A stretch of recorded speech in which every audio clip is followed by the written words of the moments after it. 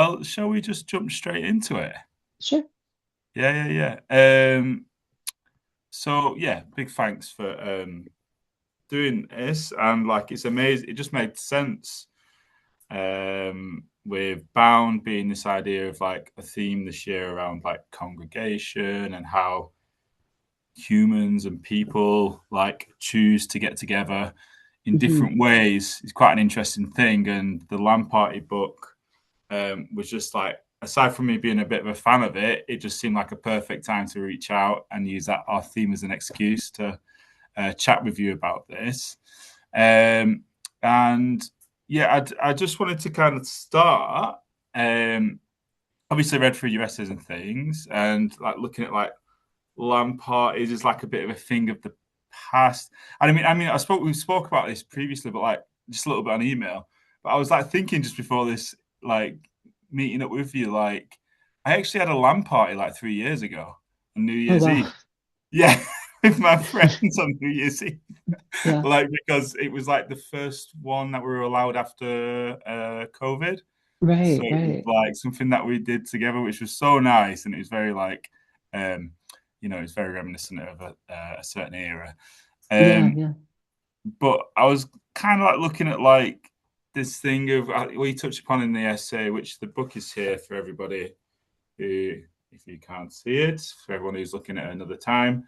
Um, Talks about this idea of like coming together as a physical thing and how Mm, that is sort of like different in modern gaming now, and how then it was quite like almost like radical to get together and lug all these massive monitors around, find the space to do it, find like-minded folk to find time in their diaries and get together, mm, and even sort of like that sort of like camaraderie, I guess, of getting something like that done is lost now mm. within gaming. Um, what do you think? Like, um, we've kind of like learned from that. Do you think we've taken anything from that, or do you feel like it's completely removed from it now?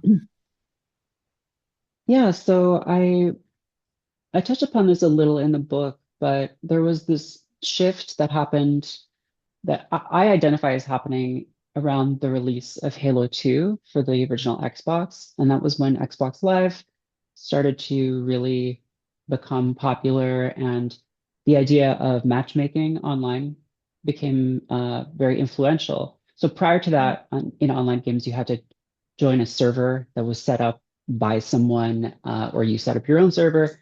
And there was no real, there may be really rudimentary systems for this, but there was no tracking of stats or anything between games, and you were just matched up against whoever was in the server.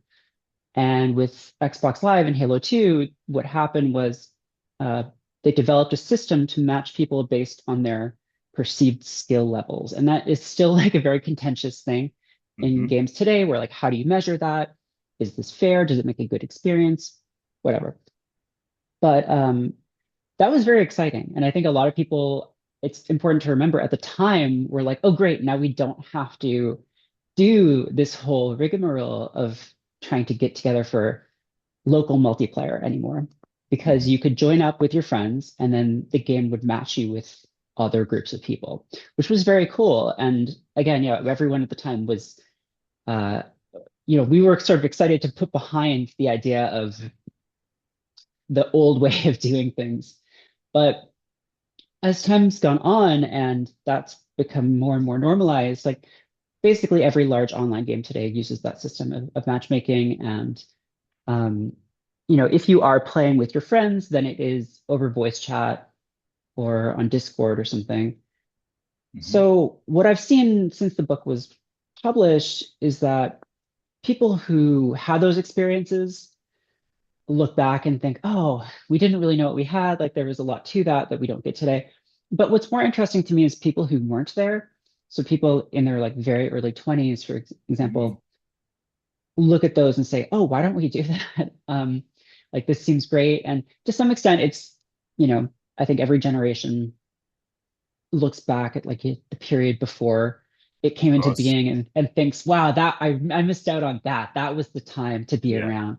I certainly have felt that way about periods before I was alive. But I think there's something to it because if you're someone who's grown up with this very atomizing uh, iteration of the internet that is encouraging constant comparisons and like this obsession with numbers over like followers and Mm. likes, and then when it comes to online games, like uh, win loss counts, like all these things that are tracked Yeah. constantly, and sort of just uh, not feeling like you're part of a community, um, which is certainly a very big problem for a lot of people today.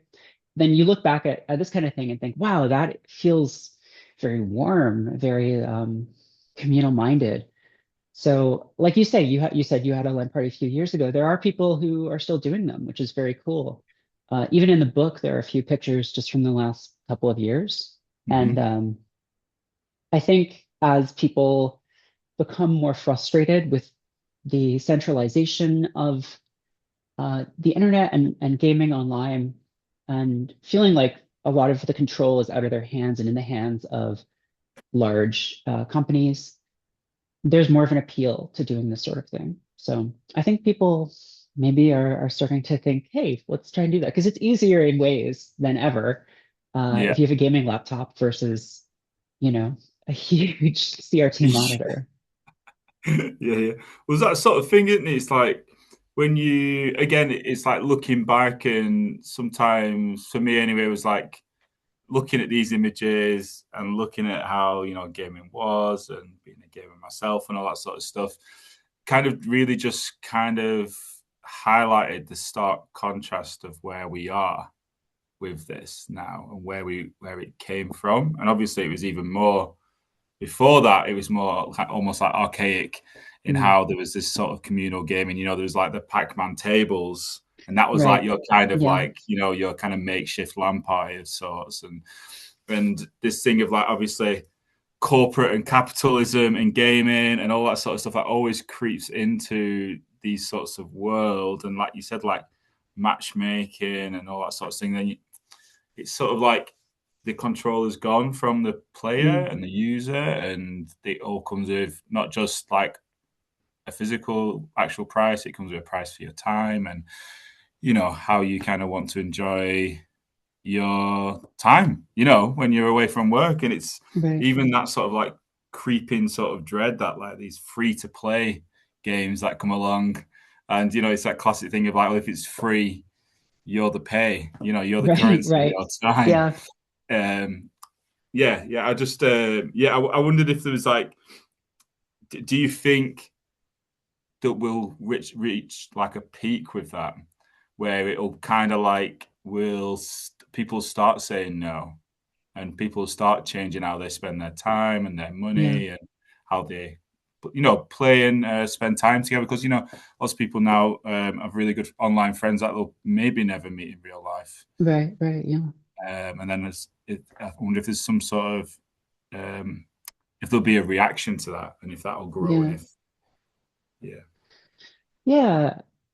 I mean, I think there's already been some movement on some of this. There was this petition earlier this year, or maybe late last year, against this practice of we're talking about, uh, control being taken away from users, and so there's this fairly common practice now of releasing a game which can only be played if you're connected to the game servers, and then uh, shutting that game down within the year. I feel like over the last few years, we've seen dozens of games be released, and the window between release and shutdown seems to be becoming shorter and shorter because these games aren't Mm. making the sort of tremendous returns that investors want to see.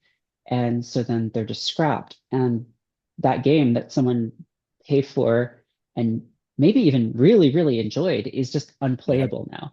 So there was this petition called Stop Killing Games that was about that. And that's, I think, one manifestation of this kind of increasing control in the hands of a few very large companies and out of the hands of players. Because if you look back at the era of LAN Party, of the book, games like StarCraft were really explicitly like encouraging you kind of to share them. There Mm, was, the games came on CD, so obviously you could do the illicit kind of practice of burning CDs. But even yeah, besides that, a lot of games had something where, if you just wanted to play multiplayer with your friends, you could install the multiplayer only version of the game on okay, another computer with the same CD. So they were really pushing you to do that. And now you don't even really own the things that you're buying. I mean, digital storefronts are really great in that they're convenient.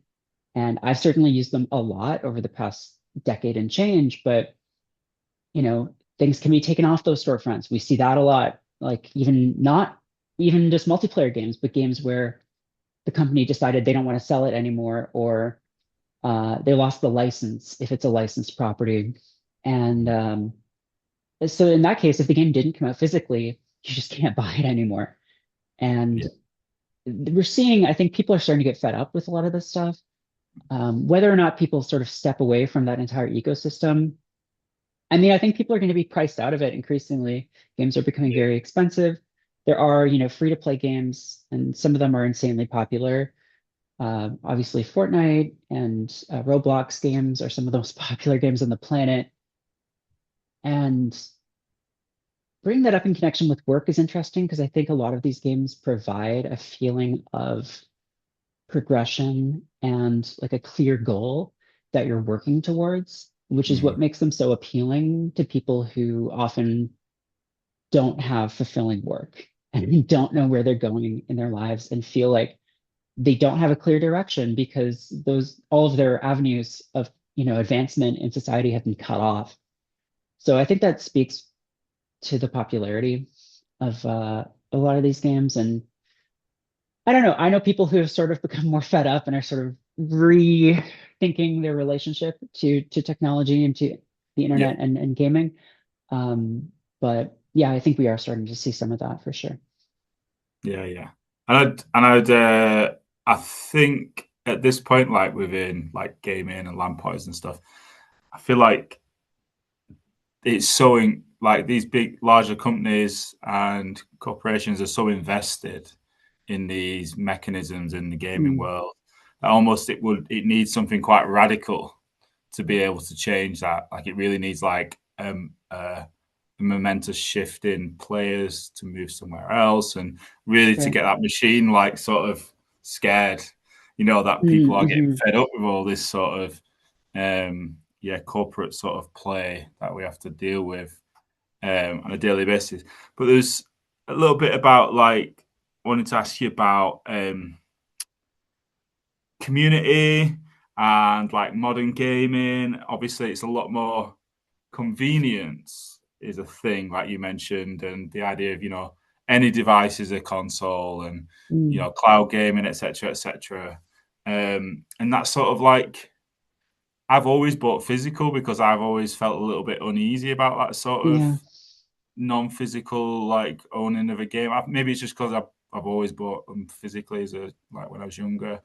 And Mm, then like all my mates now like with like oh, that game that you've got's like worth like a load of money. Like I can't believe I've just like sat on this dusty old thing. But what I'm kind of get at is like, do you think this sort of like the physicality of like gaming is gonna sort of come back in some way as a response? mm. It all feels so like um hyper focused on that convenience and cloud gaming and Yeah. online and sort of is that sort of going to be a reaction to like I mean I'm sat behind a load of records here.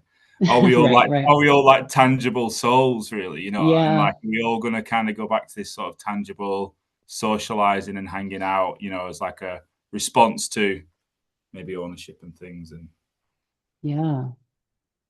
Yeah. I think there are some indications that that is happening. To some extent, I think it is still sort of a luxury kind of or a a specialist kind of market, but things like the analog pocket have become hugely successful. So these are mm, like reproductions of classic consoles that uh, accept cartridges, like the original cartridges. And so those kinds of devices I think are becoming more popular. People, there's something to have to slotting a cartridge in and focusing on that rather than, being on your phone and swapping between a million different apps, just having Yeah, the yeah. one thing you're doing. There's an intentionality to that that I think is appealing to people. And then also, I think, it's not video gaming, but I think the huge boom in the popularity of tabletop role playing speaks to people's desire for those kinds of experiences, for, physical, like tactile experience, rolling a die, writing the down numbers, and also just community. Like that's something that is a very communal experience. You're not playing. I mean, sometimes people are playing these games over Discord again or over other kinds of apps, but yeah, I mean, tabletop gaming has become really, really mainstream over the last 5 to 10 years in a way that I think surprised a lot of people, and board games to some extent as well. So yeah, I mean, I think it's a question of whether or not it'll make that shift from really like niche kind of like collector or Mm, uh, people who collect records. I feel like record collecting has sort of become more mainstream at this I point, agree. but for quite a long time, it was really just a very specific kind of audiophile or someone who was collecting for monetary value. But yeah, I mean, now new artists are releasing music on vinyl again, and new games sometimes are coming out on cartridges, like for the Game Boy or what Yeah, have yeah. you. So yeah, it's possible. There is an appeal to that kind of thing for sure. I own one game for the Switch that one of the selling point for the title was that it was never going to be released digitally. It was only Oh, that's physical. interesting. That's Yeah, really so I'm curious to see if we'll see um, more developers trying to do that kind of thing. It's a very like interesting. difficult and risky strategy, but uh, Mm. it's fascinating. 'Cause I read somewhere that almost physical gaming as buy-in is getting subsidized heavily Mm, to allow an industry to continue on the high street. So like this right. idea of like places still being a Yeah. physical place still being important in that community.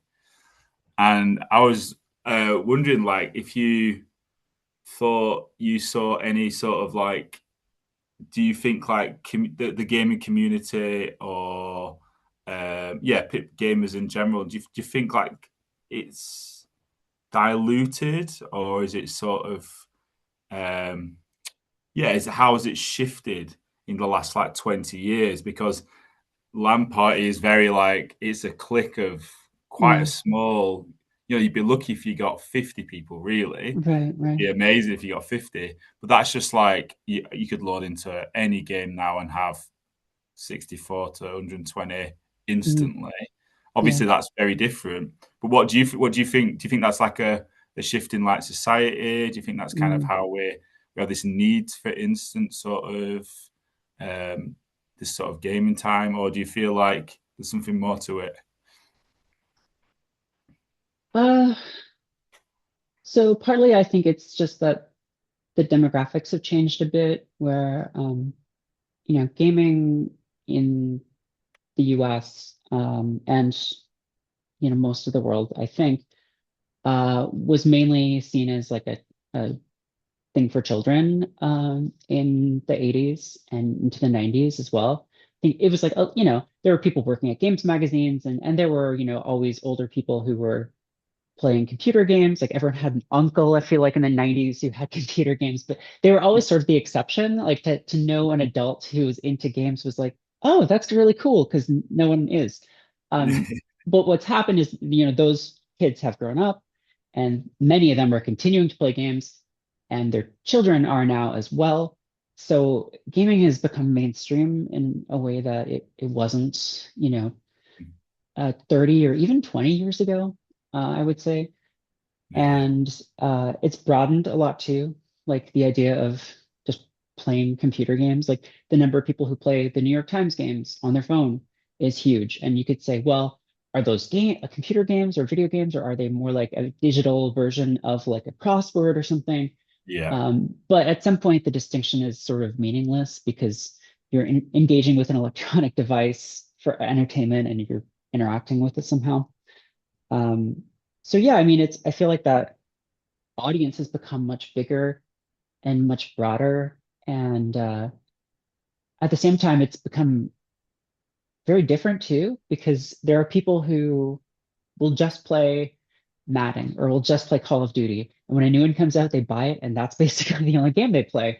That's something that Yeah. couldn't really have happened 25 years ago. Mm. But you have these like franchise players. And so yeah, I mean, it has become quite a lot broader, and a lot of these niche kind of spaces that used to exist to serve these communities haven't really uh, continued, sometimes because the economy doesn't make sense, having retail space for a Mm. store when there's digital storefronts or when there's the app store is harder to justify. Um, but at the same time, there are new kinds of spaces popping up. There was a space in New York called Baby Castles, which was very cool. Did community events, developers gathered there. That doesn't exist anymore, but there's now a space called Boshi's Place, which is kind of similar, does cool events and things. And there are spaces like this in the UK as well and around the world. So um, the spaces have changed, I think. They've become a little less insular. Mm. Um, and there are other communities too that tend to meet in person. So the fighting game community, sort of because of the nature of those games, you really want the in-person experience because otherwise you're at the mercy of latency and everything. So Yeah, yeah, yeah. yeah. Cool, yeah, because I don't know if it's like yeah, it's a funny one. The sort of like game shops are definitely like Mm, somewhere I used to hang out as a kid, and I think there's right. that as well. So I don't know if I'm just like kind of relating my sort of misspent youth in gaming shops and Mm, skateboard shops, record shops. They all felt like they had this sort of like it was a place not to just buy, it was a mm, place to go and hang out, and it was a place to right. then, you know chat about whatever you're in that shop for. And they're all very slowly disappearing. That sort Yeah. of shift in sort of a lot of it is to do with commercialization and capitalism and all that sort of stuff that we know about. Um, I just it's interesting to see my nephew and things now, like how his version of that is like having Discord, and Yeah. like stuff like that, and it's just yeah, it's ultimately I think I'm just like yeah, that physicality is sort of like lost in this sort of gaming thing, but Yeah. um, there was obviously read through the bits of text for the intros, which are really they're really good, interesting points. And there's a bit you were talking about that these images, like I guess in a very glossy cover, they look utopian, but you say they're not, especially as it's like dominated by a lot of white guys who look about the same age group. But like you could see the appreciation of the act of them getting together and bringing this sort of effort of an enthusiasm for something. I was wondering, like, what sort of lessons do you think we've learned in that sort of like that era of LAN Party and getting together Mm, and sort of in that utopian sort of headspace? What do you think we've learned about that in particular to LAN and like how is it something that we could apply to today, and is it something we can learn right. from, and kind of like is it something we could do as a almost an act of protest against what is happening? Right. Yeah. So yeah, the thing about this isn't utopian vision is I want to be careful about not falling into the nostalgia trap of saying just, Yeah, oh, look, it was so much better. Things are so great. But again, when Xbox Live came out, we were all really excited because that meant we didn't have to do this anymore. And it's only yeah, now that we're in a very different context that we can look back and say, oh, we didn't, like in many ways, this is better. But yeah, and it's true that, a lot of the images are white guys in the suburbs in the US, and that implies a certain amount of wealth to own a gaming computer and to be able to bring it over to your friend's house and everything. But I think like that's also not the full story. And even on the cover I'm looking at right now, there's like there's women and Yeah, non-white people in yeah, in the American photos in this book, to say nothing of the ones from the rest of the world. But in terms of like lessons from this stuff, I think there's the two main ones that I see when I look at these photos. There's sort of a social one and a technical one. And to start with the social one, you mentioned your nephew is hanging out on Discord with people, and I think that's great. Like it's especially during the pandemic, or during the early days of the pandemic, things like that were a lifeline for people. And even yeah. some games, Animal Crossing, things like that. Being able to reach out to another person through an internet connection is a really wonderful thing. But as I've gotten older, I've felt like it isn't really the same as being in a space with other people. There are differences. You act differently online, and it's not necessarily always worse, but I think being in a group, and this is something I talk about in the book, like, you know, being in a physical space, there's a limit to how disruptive you can be before there are consequences. Whether those consequences are you're ejected from the space, um, you face like social reprobation, all kinds of things, right? Online, kind of a different story. Um, in a game online, you can be very disruptive, very rude, very abusive, and oftentimes you will not face consequences. And also, it's easier to see people as not really people, when you're just seeing them as text or images. Um, and so having those social experiences, I think, is a really important part of growing up and maturing as a person. And there's all this talk constantly about, oh, the crisis among young men. And I think that's sort of manufactured to some extent, because that's people have been talking about that for as long as I've been alive. But to the extent that it's true, having a group of friends that you meet with in person is hugely beneficial. Like, because you're not being funneled by the algorithm into like more and more radical positions. You're actually face to face. You're, you know, experiencing some kind of feeling of belonging to a group. So I think that's the one lesson is this was a really good thing for people. Like all the people I've spoken to for the book talk about like how meaningful those experiences were. Some of them still, connect with those friends. Some of them still do LAN parties with those friends. Amazing. Um, and internet friends can be, really powerful too. Um, I do think it's a little bit different though. And then the second point, the technical point, is that doing a LAN party required a lot of know-how of like teaching yourself how to do things, whether that was like actually getting the connection set up, transferring files between computers, installing software that sometimes didn't cooperate. And that stuff is really good to know. I feel like, again, the point about convenience, computers today and smartphones have really conditioned people to not know how technology works. You can't open up an iPhone, right? You can't, a lot of the times, they'll sort of make decisions for you. And again, that's useful in some ways. It makes that stuff more accessible to a wider range of people who don't have the time, or incentive to learn about that stuff. But there's value to learning about how these things that you rely on work. And you don't necessarily get that when you're just, uh, clicking to install a game on Steam and then just sort of letting it rip.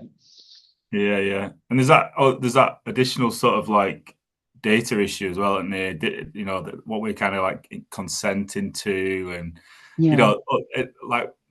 back in like 90s gaming was you'd always tick that I consent to whatever, and the page just went on Yeah. forever, and you just Yeah. like I just want to play Yeah. the Yeah. Yeah. thing, It's fine. It's fine.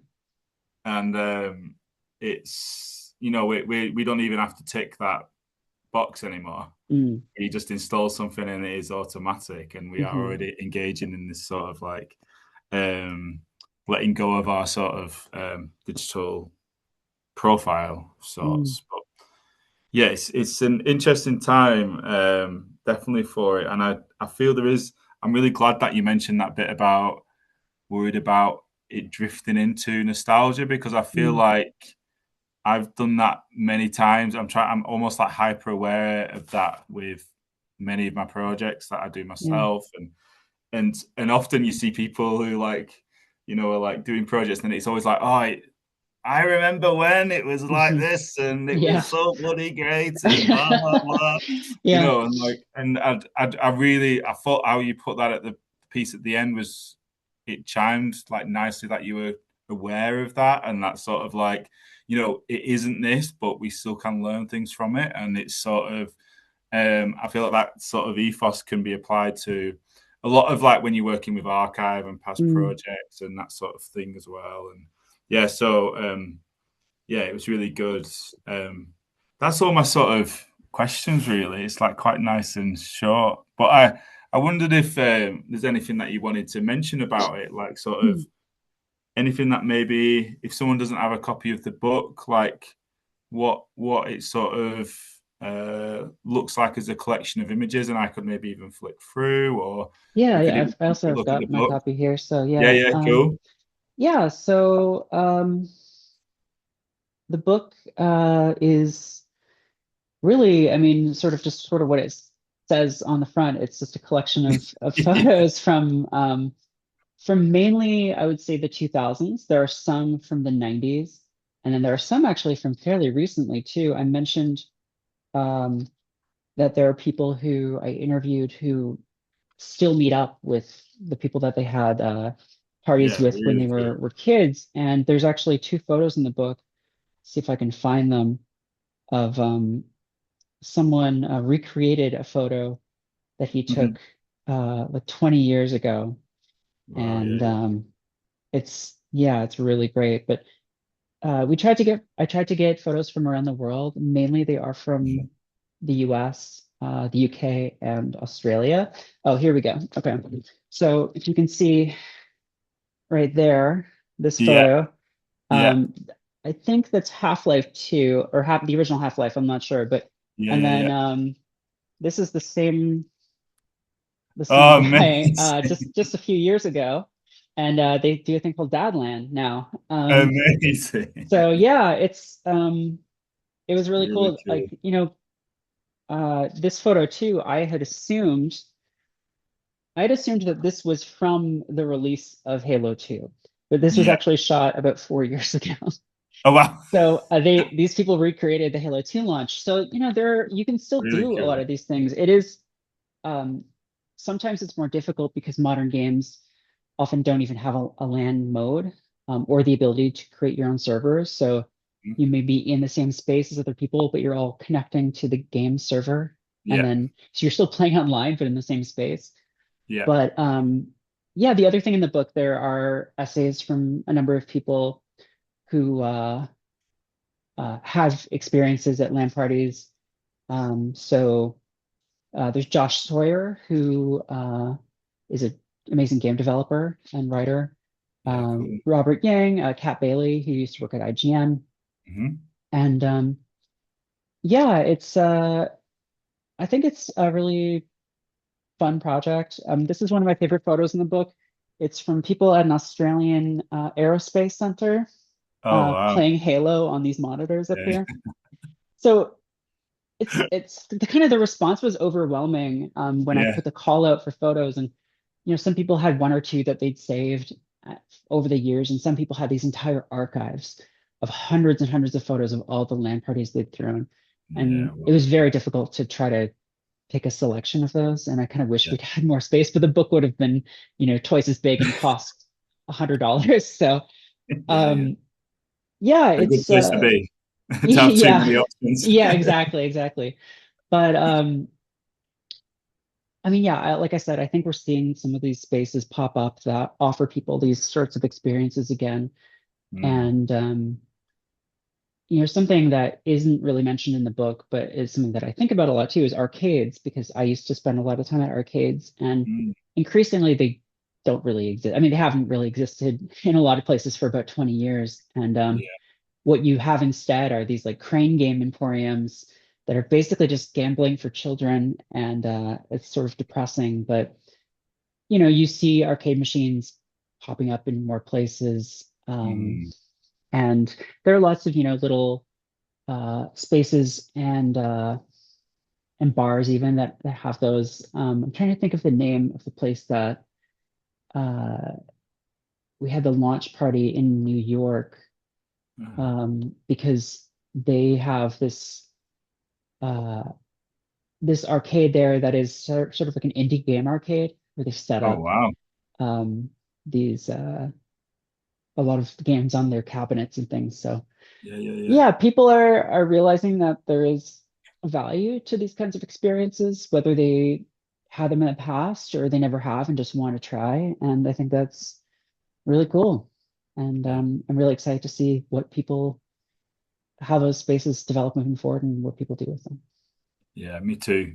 Um, it could be exciting, couldn't it? It could be amazing. I Yeah. feel like we are at a point where that might shift, and that might be perfectly timed for when our call finishes in a minute. Yeah, yeah. Yeah, I guess there's only so much time left on Zoom, but Yeah, yeah, yeah, cool. Oh, I really appreciate your yeah, time and chatting. thanks It's so really nice. much for reaching out. Yeah, yeah, it's my pleasure. And when we were thinking about Bound this year, this was like book on my shelf has been waiting there for this reason. And